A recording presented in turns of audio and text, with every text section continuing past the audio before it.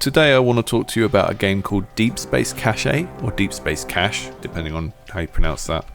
That's been sent to me by a developer called Monu, and I will preface all of this with basically, if you see this game and you like what you see, you will probably enjoy it and you should just go and try it. It's only a couple of hours long, there's not loads and loads of stuff in it to unlock, but it is such a good entry into this genre. You fly around and you smash stuff and you collect stuff.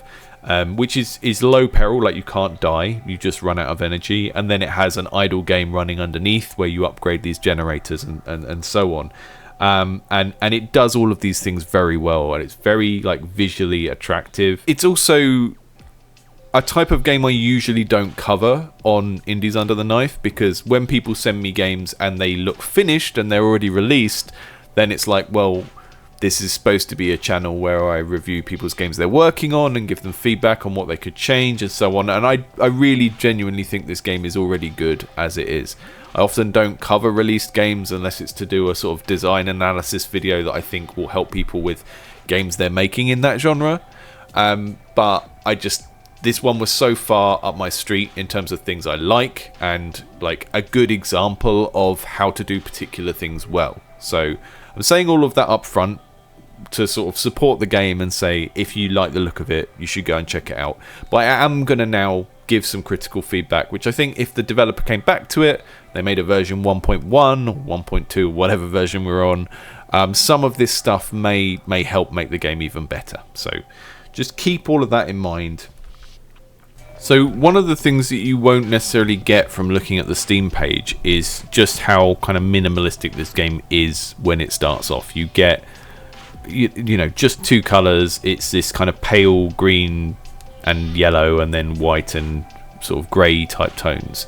And often I find when developers use these limited colour palettes, often I do have issues with visibility and legibility of the image, but I didn't have any of that with this because the colour selections were quite good. Obviously your mileage may vary on that, but what you kind of get if you look at the beginning of the game and then look at what you saw a moment ago on the Steam page and the videos of further into the game, is you get this visual progression built around adding more colours to the game. So as the game goes on and you get more types of asteroid to harvest, this is what introduces the colour. And because you've started with such a limited colour palette, when these other colours pop up, it kind of feels very strangely rewarding. I feel quite childish saying this, but it's really nice.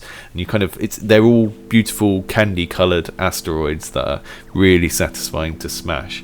But just to describe the loops of this game, because there are a couple of overlapping loops. You've got harvesting, where you fly around, shoot asteroids, pick stuff up. You can't die. All that can happen is you run out of energy, so it's a sort of efficiency race. And then you've got the screen where you can upgrade two things. You can use the asteroid fragments to upgrade your generators, which are like an idle game running in the background, and they are generating a currency which you can use to buy augmentos, and that's like a big skill tree of everything in the game that you can upgrade that affects the flying and the mining, right? Now, in my first experience of this, the game loop kind of potentially threw me out a little bit, because you run out of energy and then it says, do you want to harvest, which is go again, or recall? So recall is like go back to base, and you can build these two types of things. And the recall felt like negative in a way that if it had just been labelled buy or upgrade, I would have understood immediately. But there's just something about that wording that makes the initial kind of learning of the game a little bit kind of, adds a bit of friction that maybe doesn't need to be there. But you either just harvest, or you recall, you come back, you upgrade these things. And then, as is the norm in these kind of bullet heaven type games, you are adding types of projectile with one tree of the upgrade thing. The yellow side over on the right is giving you energy efficiency. The red tree on the left is basically upgrading the environment and giving you more asteroids to mine, and so on and so forth. Now, I did have a few little problems with this skill tree. Part of it is arising from this very minimalist aesthetic of the whole game. A lot of these upgrades, it's kind of hard to tell what they are, and you can hover over them and it will tell you what they are, but you can't just see immediately from the iconography that, oh, that's a really good one, or that one gives me a new ability, or that one.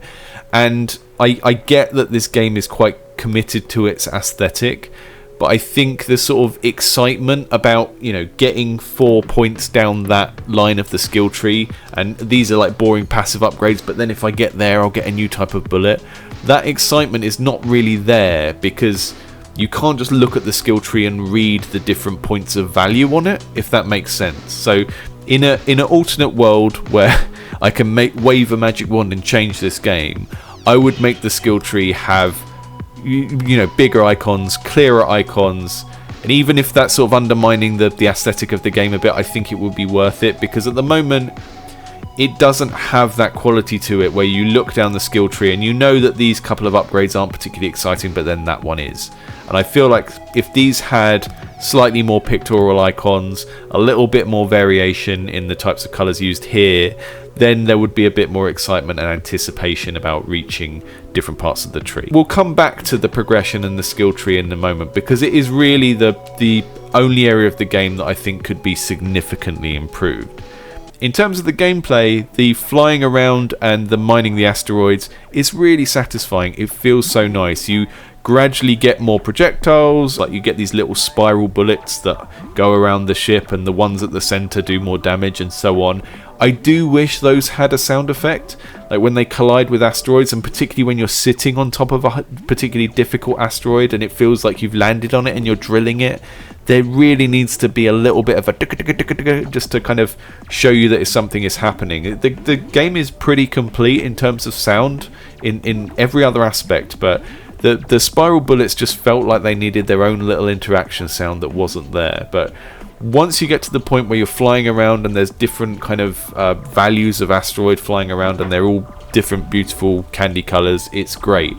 These white asteroids you can see here are the ones that charge up your power-ups, and that's another area where the kind of lack of clear iconography made the game a little bit more difficult to understand than it should be, and also a little bit less exciting than it should be, because again, I get this commitment to the minimalism, but just having a letter for each of these power-ups, it only works when you have 2 or 3. When you have 4 or 5, player starts forgetting which one does which, and at that point it's gonna be better to have a symbol for a magnet than to have an M, when we've got to contend with lots of different letters and what they all mean. Now, the other thing about the skill tree is that it is incredibly symmetrical, and I know to some players this will feel like a bit of a cop-out, because it's like it's just doubling up on everything to make it feel like there is more stuff. It's very linear, it's very symmetrical. Each kind of wing that is about a particular thing has like 2 of everything in it, and so on. And I don't necessarily think that that is in itself bad, but it's perhaps not as exciting as it could be. And I do think that by perhaps making the skill tree a bit more irregular and using more variation in iconography and colour and stuff, that progression could be made a little bit more exciting. At the moment, the progression is all visible up front. And I'm going to come back to Vampire Survivors for a moment, because no matter how many games I play in the bullet heaven genre, it remains a gold standard for lots of things. And one of the things that Vampire Survivors does incredibly well is balancing different types of progressions. So you've got the type of progression where you can see everything up front, which is like this skill tree, right? You can see everything up front and you know what's coming and you can aim for it. And then there's the kind of progression where you just get rewards that you weren't expecting, right? You get to level 5 and the game is just like, here, have a thing. And it's like you didn't even know that secret thing existed in the game, but you've made some progress that you couldn't even anticipate. And then there's this middle ground of stuff that you know is there, but it's like mystery progression. It's like levels or items with a question mark on that you can see and you can aim for them and you can try and get that thing, but you don't actually know what it is yet, and it's going to give you a nice surprise when you get to it, or it's going to be disappointing, but that's going to increase the excitement when you do get something good. At the moment, Deep Space Cache / Cache is all the first type of progression. It's all progression you can see up front. The only thing that is really hidden is adding these other generators to the idle game, and those are, you know, once you understand what and they are kind of all upgrades in the same vein. It's like you get a new color, it costs more, it does more. That's kind of the thing. It's very linear. This game is doing two genres really. It's doing bullet heaven and it's doing an incremental, like a classic cookie clicker or whatever. It's doing both those things, and I do think both of those genres are very much about these different types of progression and layering and balancing the type of progression where you can see what's coming and the type of progression where you can't, and then that type of like surprise progression where you just get rewards that you weren't expecting and you unlock features and mechanics that you didn't know were there. And at the moment everything in this game is so open and clear, and I just think that you could get a lot out of slowing the whole game down a little bit and hiding things more. And like, and this is me kind of freewheeling now. If this was my game, what I would do with it was take that skill tree and turn it into some sort of star map, like the map in the progression map in FTL, and I would make it so that parts of it are just hidden behind big sort of nebula cloud type things, and that would mean that the first time you play the game, you can't like hover over the entire skill tree and see what's in each direction, right? I can see that if I go up the weapon arm, I'll eventually get to one where I get spiral bullets and one where I get homing bullets and so on. But then I can see there's stuff beyond that, but I don't know what it is yet. And that would add some theme of exploring a galaxy, and it would also diminish this kind of overwhelming thing that you get when you see a big Path of Exile type skill tree, while also just making it more exciting. Because at the moment, these all have very similar iconography, use of colours. There's nothing here that stands out as like a landmark upgrade where I know if I, invest all my points going up this way, I'm going to get that thing that's really cool. There's nothing here where the developer has made like art decisions that mark out particular things as being really cool.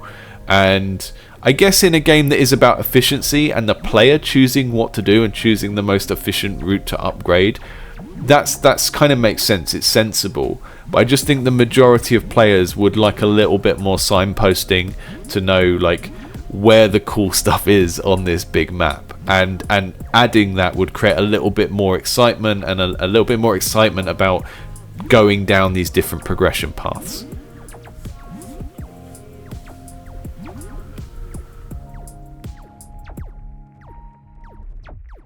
So thanks to the developer for sending that one in. I'll be sending you a invite to our Discord channel, which is currently only open to our patrons and also to developers who've had their games on Indies Under the Knife. And I'm not really sure what I'm going to do with all these game developers yet. I'm collecting them all.